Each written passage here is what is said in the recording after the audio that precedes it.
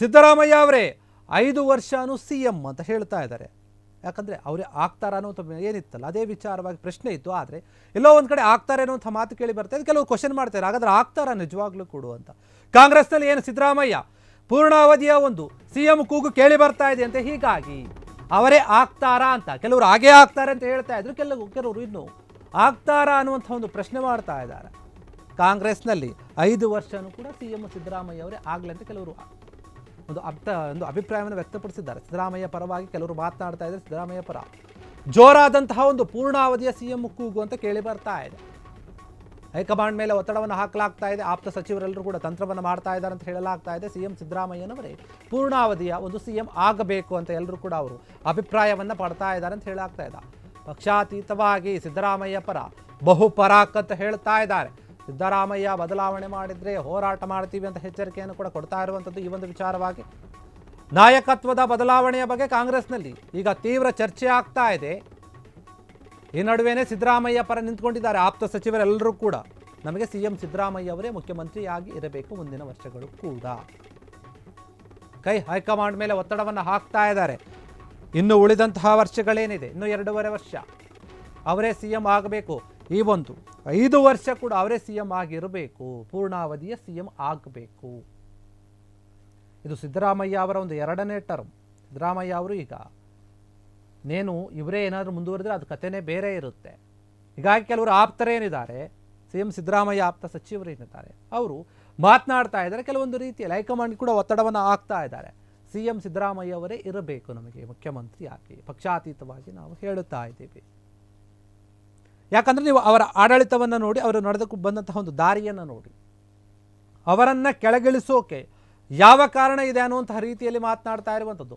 ಪಕ್ಷಾತೀತವಾಗಿ ಸಿದ್ದರಾಮಯ್ಯಗೆ ನಾವೆಲ್ಲರೂ ಕೂಡ ಜೈ ಅಂತೀವಿ, ಬಹುಪರಾಕ್ ಅಂತೀವಿ ಅಂತ ಹೇಳ್ತಾ ಇದ್ದಾರೆ CMಗೆ ಆಪ್ತವಾಗಿರುವಂತಹ ಸಚಿವರೆಲ್ಲರೂ ಕೂಡ. ಈ ರೀತಿಯಾದಂಥ ಒಂದು ಹೊಸ ಆಟವನ್ನು ಶುರು ಮಾಡ್ಕೊಂಡಿದ್ದಾರೆ ಎಲ್ಲರೂ ಕೂಡ. ಹಾಗಾದರೆ ಹೈಕಮಾಂಡ್ ಇವರ ಮಾತನ್ನು ಒಪ್ಪುತ್ತಾ ಸಿದ್ದರಾಮಯ್ಯ ಅವರೇ ಮುಂದಿನ ಒಂದು CM ಆಗಿ ಮುಂದುವರಿತಾರ?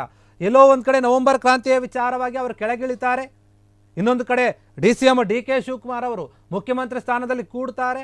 ಯಾಕಂದರೆ ಅವರು ಕೂಡ ಒಬ್ಬ ದೊಡ್ಡ ಆಕಾಂಕ್ಷಿಯ ಒಂದು ಲೀಸ್ಟಲ್ಲಿ ಬಂದಾಗ ಸಿದ್ದರಾಮಯ್ಯ ಅವರು ಏನು ಕೆಳಗಿಳಿದ ಮೇಲೆ ಯಾರಾದರೂ CM ಆಗ್ತಾರೆ ಅಂತ ಅದರ ಒಂದು ಮೊದಲನೇ ಹೆಸರು ಕೇಳಿಬಾರ್ದ DK ಶಿವಕುಮಾರ್. ಹೀಗಾಗಿ ಎಲ್ಲೋ ಒಂದು ಕಡೆ DK ಶಿವಕುಮಾರ್ ಅವರು ಕೂಡ ನಾನು CM ಆಕಾಂಕ್ಷಿ ಅನ್ನುವಂಥ ರೀತಿಯಲ್ಲಿ ಮಾತನಾಡ್ತಾ ಇದ್ರು.